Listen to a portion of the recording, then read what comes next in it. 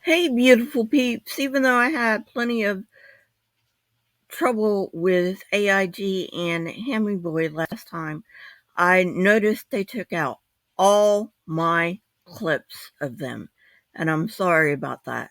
So this time I'm going to try to remedy that.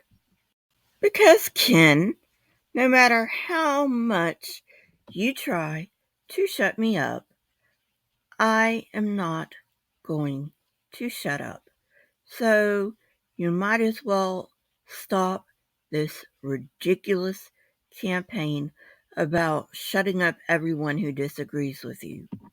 Now, for those who don't know, the FBI does allow people to respond to videos and use clips of those videos as long as they are critiquing them.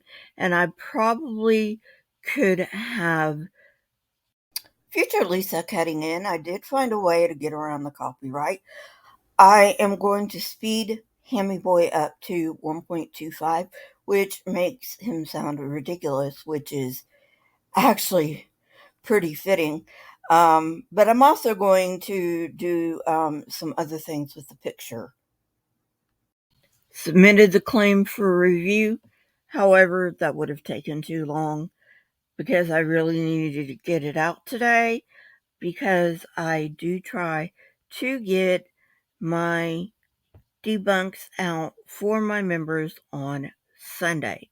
So I'm going to try a different method. So with that explanation out of the way, please subscribe if you have not already subscribed. If you know you're already going to like this video, please leave a thumbs up.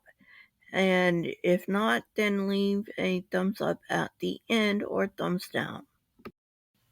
So, Hammy Boy, believe me when I tell you, I am going to find some way to bring you down. Because the truth needs to be known that you are a fucking liar. Now let's go.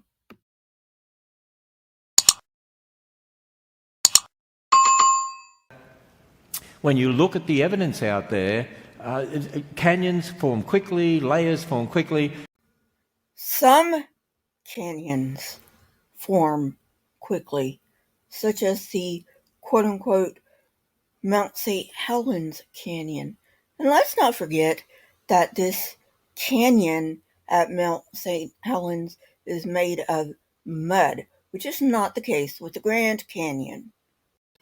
The Grand Canyon was rock long before the canyon was ever there, and the Colorado River carved it out little bit by little bit.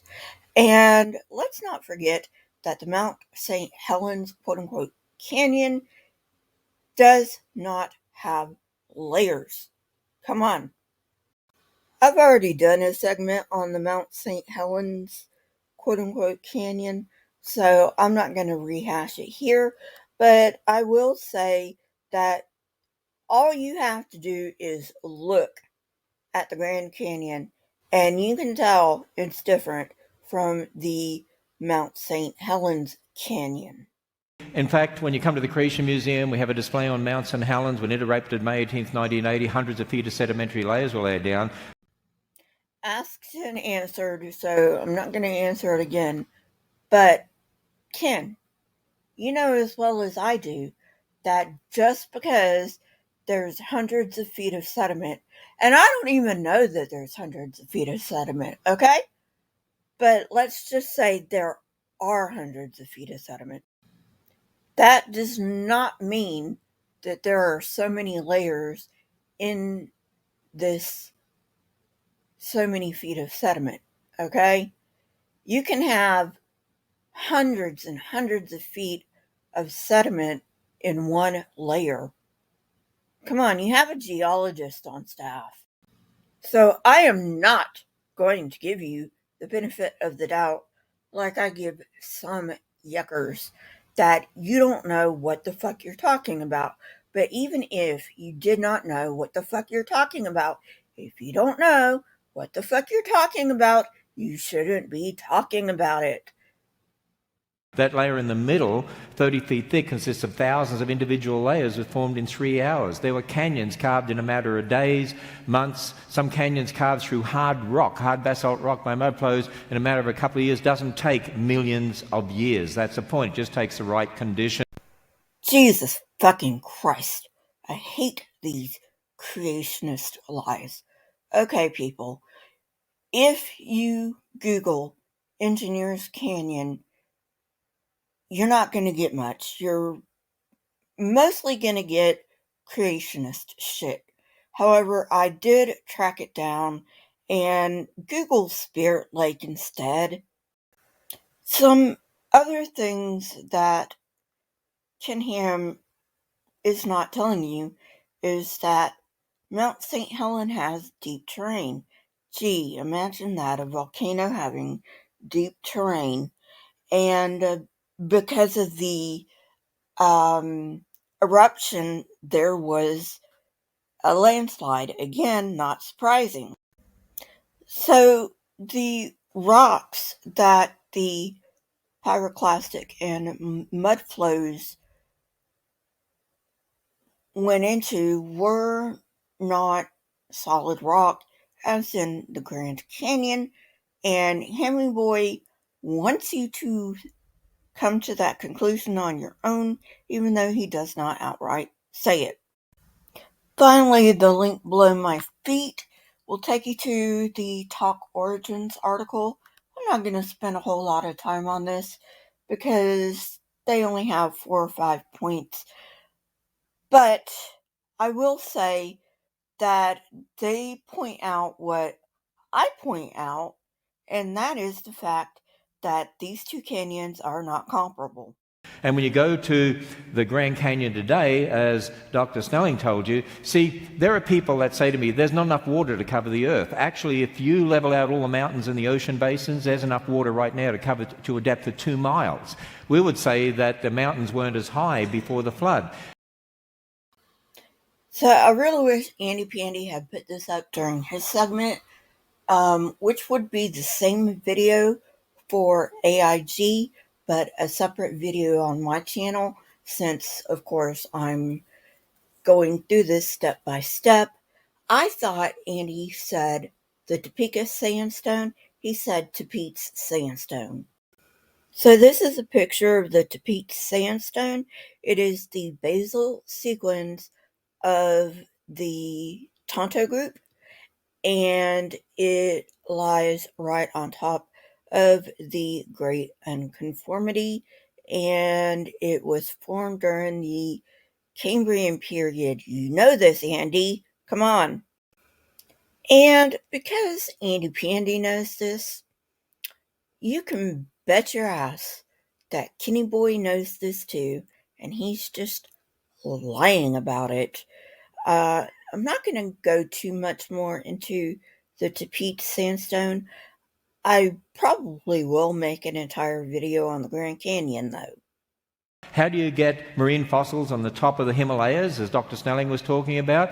Well, Psalm 104 seems to indicate how God ended the flood. He raised up the mountains, lowered the ocean basins, and so the water poured up into the ocean basins where it is today. And so those mountains were raised up after those layers were laid down.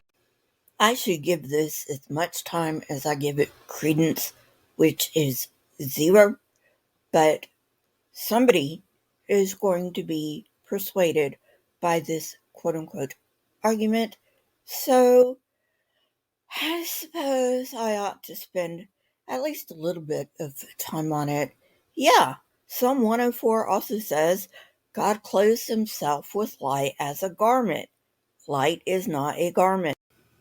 Psalm 104 is also the psalm that says he stretches out the heavens like a tent, which is obviously not true. And then it also says that he puts earth on its foundations and it shall not be moved, which also is not true. Explains why you have marine fossils on the top of Mount Everest. Seashells on top of mountains? How the fuck did they get there? Obviously, that means that the oceans had to be above the mountains. Oh, wait a minute. Maybe because continental crust scrapes against oceanic crust, the oceanic crust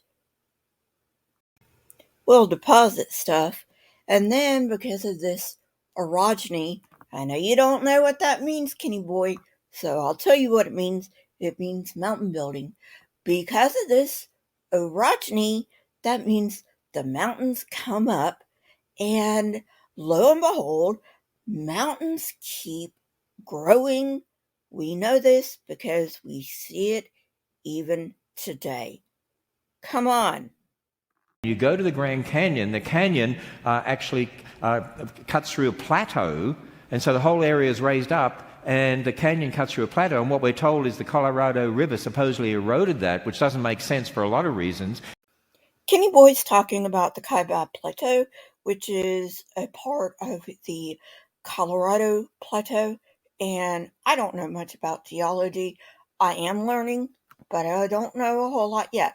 So, instead of me trying to babble my way through explaining it to you, I'm going to let someone else explain it. About 1.8 billion years ago, the area that's now the Grand Canyon was covered in mountains taller than the Himalayas. And over hundreds of millions of years, erosion wore them down into hills just tens of meters tall. From this point on, the evolution of the Grand Canyon doesn't happen in a dry desert like you see today. It happens underwater. Ancient oceans filled this area from a billion years ago to as recently as 80 million years ago. That water would rise and fall again, depositing sand and mud and even ancient seashells, compressing them into rock, piling layer upon layer, and creating this colorful layer cake just waiting to be cut.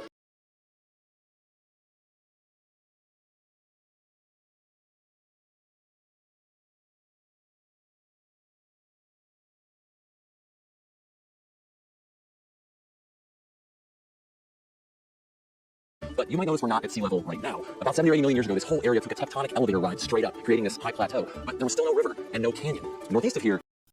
Yeah, so you missed a few steps there, Hammy boy. Oops.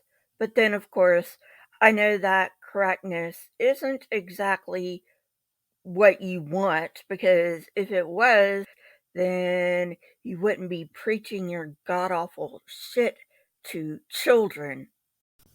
At any rate, I'm still learning about this stuff, and you're talking like you're an expert on the subject, and you are definitely no expert. If you really, really wanted an expert, you'd get Andy on, although he's a liar, so maybe not. At any rate, let's go back to the video that has, you know, a real expert and find out what happened after the Colorado River formed. And for your information, Kenny boy, yes, it is possible the river carved it. Northeast of here, that same uplift created the Rocky Mountains and their snow-covered peaks. Melting snow began to flow and pool up in this area. Small rivers joined together to make larger ones, some pooled up into lakes, some even changed direction. And about 5 or 6 million years ago, the Colorado River was born.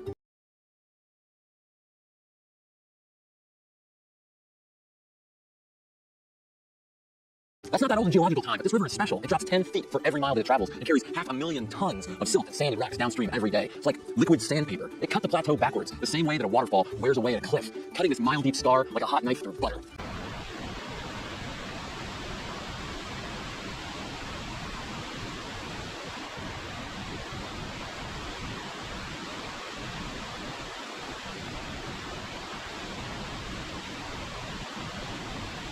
So that's how it got deep. But how did the canyon get so wide? Well, gravity took over. Rain and ice chipping away at the canyon walls, and as it fell, it was carried downstream. Fossils and rocks from this area have even been found downstream almost as far as the Gulf of California. And that's pretty much how we got the canyon of today. If you want to turn a mountain upside down, all you need is time. This canyon's still changing. It's getting deeper and wider, and as we continue to study it, the story of this canyon will change too. There's stories like this locked in Earth's crust all over the planet, hidden from view. But that little river has opened this one to us.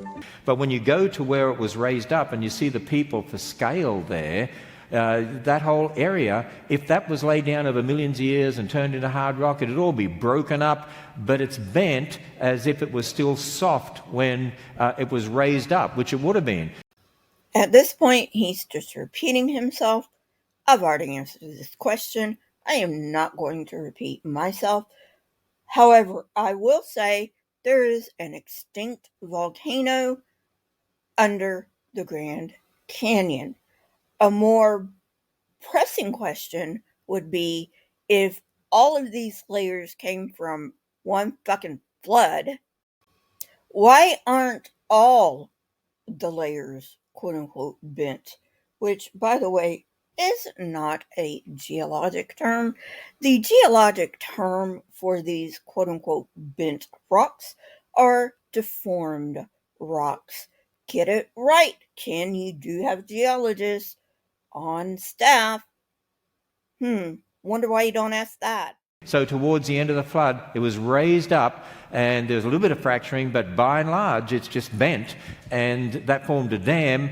And actually you can see evidence where there were massive lakes behind this area in the past, and the dam broke and the water gouged out the canyon to allow the Colorado River to come through. And when you go downstream, you see the surge deposits from where that sediment was deposited. People, it all fit.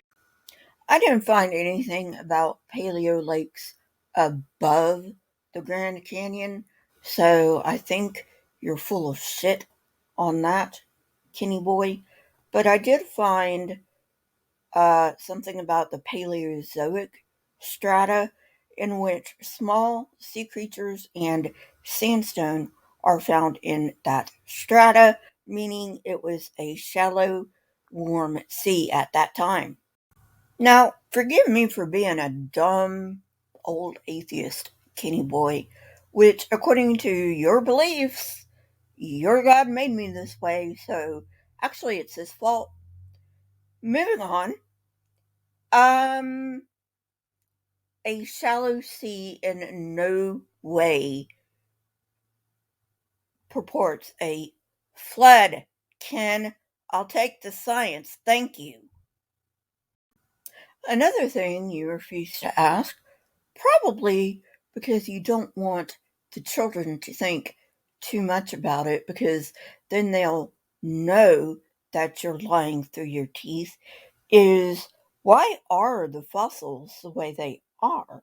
Why are they less complex to more complex and sorted by time period? Now, obviously, less complex to more complex does not hold true in all strata. There are times, such as, you know, extinctions, when life just about had to start all the way over. Not quite, but almost. And then you get a reset.